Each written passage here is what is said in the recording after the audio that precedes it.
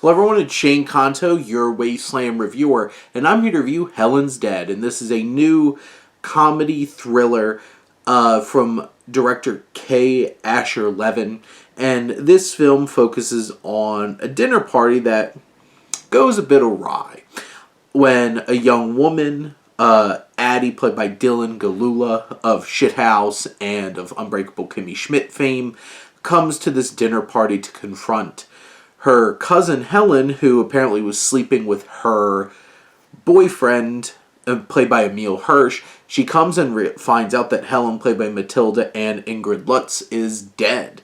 And everybody at this dinner party is a suspect.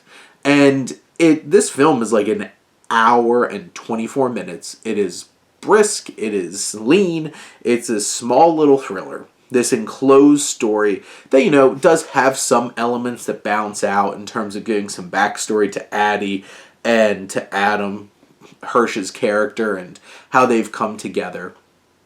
But this film doesn't really deliver a ton of new or interesting things to this kind of story.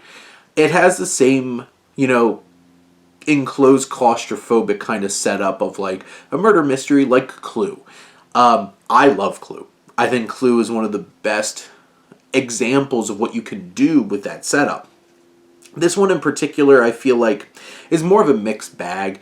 None of the characters are particularly likable or interesting, or at least likable, let's say. You have Emil Hirsch, who's at this point in his career where he's doing a lot of these smaller films and just, giving like big performances. He gives a big performance as just a complete asshole in this movie, and it works.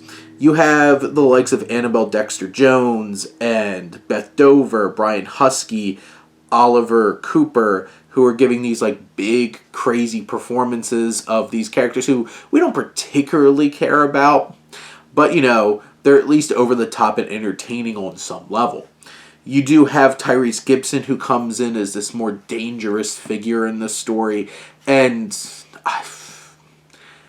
every time he's trying to be serious, I feel like he is like a charismatic black hole, and he definitely is here. He kind of shows up and sucks a lot of the campy, over-the-top life out of the film, which is one of the reasons why I don't like the third act of this film as much as, some of the earlier parts are just silly and over-the-top and ridiculous. You have these actors bouncing off of each other.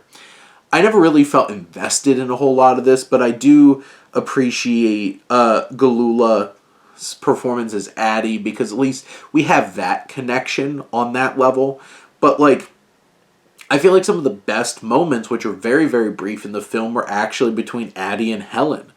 And it kind of is very obvious, they had the most chemistry together, and it's really disappointing, we don't get more of that, just from, the basic setup of the story structure. And in the end, this, by the, third act and where it really starts going, there's some more action and stuff like that. It's poorly staged, it's clunky, and it just really took me out of the film. And by the end, I think this film kind of spirals and putters into not much at all. But it has some elements that work. It has some performances that are fun. Overall, it's probably going to be a pretty forgettable comedy thriller. But, it's only 84 minutes, and you could probably get some fun out of it.